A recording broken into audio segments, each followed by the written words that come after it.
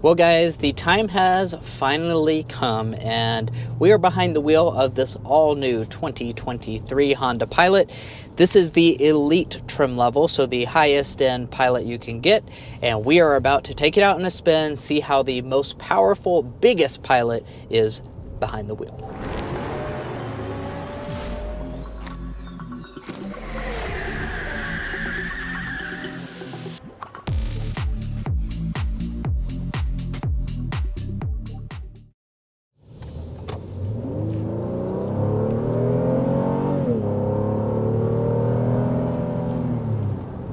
Very so nice. There's a quick burst of acceleration here in the all-new Pilot.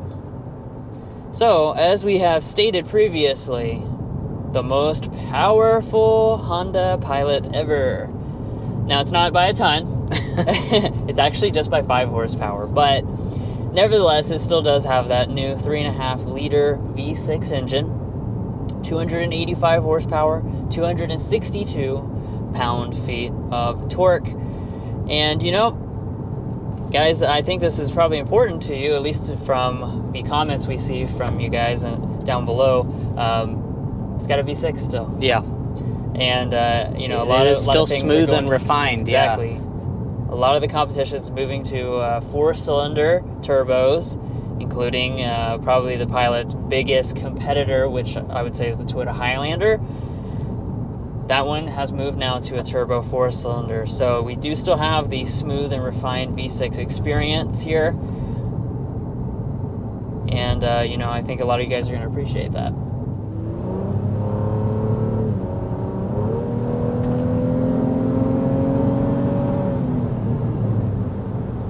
Alright, so I just punched it down as we kind of head out into this highway stretch of road. And, yeah. Smooth and refined is definitely how I would describe this. Of course, you know, the previous V6 was also smooth and refined, but this new one, just as good, if not even better. And it really makes a nice raspy note as you accelerate as well. It just sounds strong and ready to rumble. Now, another important aspect of the powertrain, of course, is the transmission. And I'm happy to say that Honda has made some big improvements in this area compared to the previous generation. As you might remember, we used to have a 9-speed ZF-sourced automatic transmission. That one had, you know, some issues with kind of shift quality, basically. Now we've got a 10-speed automatic transmission, and this is a Honda-developed transmission. Really good transmission, and one of the things Honda mentioned in their presentation this morning that we were looking at is the fact that this can downshift as many as 4 gears at a time to give you that power as soon as you need it. Definitely during our experience with this today, and we've been driving this quite a bit, I've been happy with the performance of the transmission. It is smooth. Indeed, you do get quick downshifts when more power is needed. And we're just in the standard mode right now as well. Of course, you do have other drive modes you can go between, including a sport mode.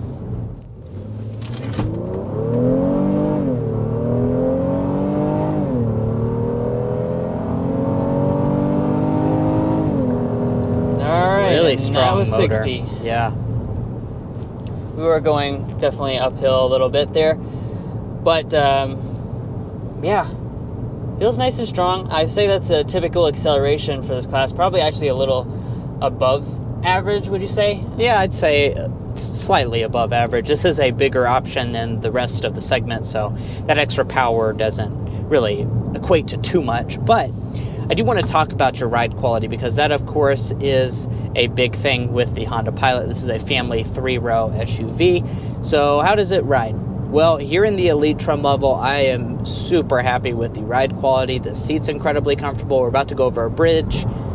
It just really soaks it up. This is a fantastic riding vehicle. Of course, this segment is known for being good riding, so it needs to have that characteristic, and the Pilot definitely does. Now, one thing I do want to point out, if you're cross-shopping between some of the other trim levels, this Elite is definitely going to have a little bit more of a luxurious feel to it than the Trail Sport. The Trail Sport is going to have a little bit more bouncy feel, and it's going to have a little bit more tire noise. And And speaking of the noise level entering into the cabin, we want to do one of our Car Confection signature elements, which would be our sound level reading, so we can see how it compares to some of its rivals. Let me make sure I'm going exactly 55 miles an hour. Now do keep in mind we are in Sedona, Arizona, so the road texture is not exactly the same as it would be in Kentucky, but we're going to go ahead and give this a try right now.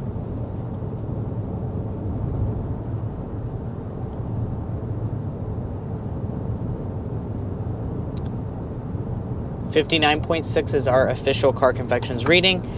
Like Drew was saying, it is definitely a louder road surface than back home in Kentucky, so keep that in mind. I think overall this Pilot, when you're on a smooth surface, is very, very quiet, so nothing to complain about there.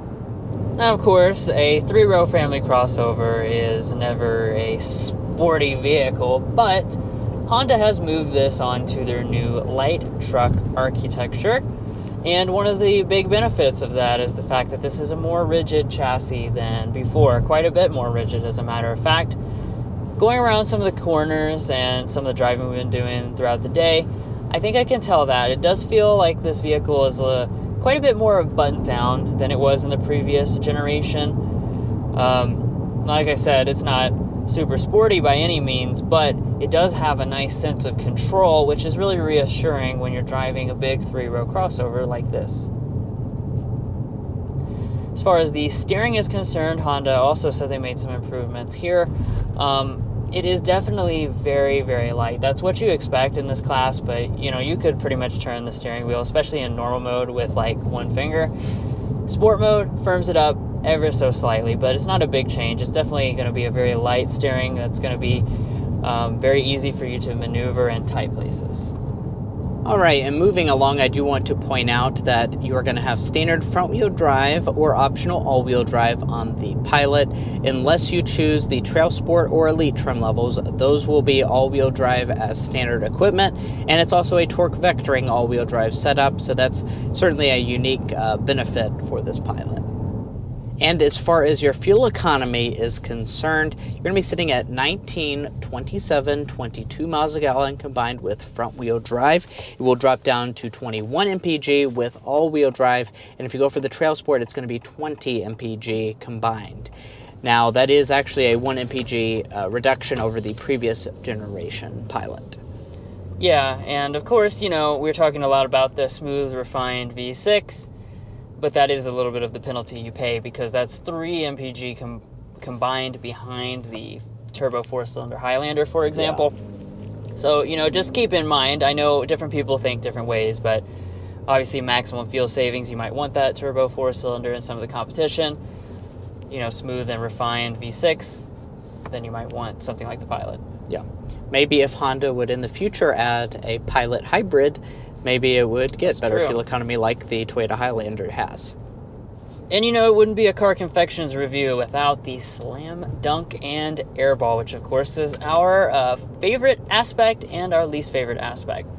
I'm going to start off with the Airball today, and that is going to be the luxury factor in the Elite's cabin. This of course is the top trim level of the new Pilot, and we spent time in the Trail Sport earlier, and we've seen some of the other versions, and there's really not that much different here with the Elite version. I'm a little disappointed by that because there's a lot of competition, including Kia Telluride and Hyundai Palisade, and their top trim levels are nearly like luxury vehicles. Yeah.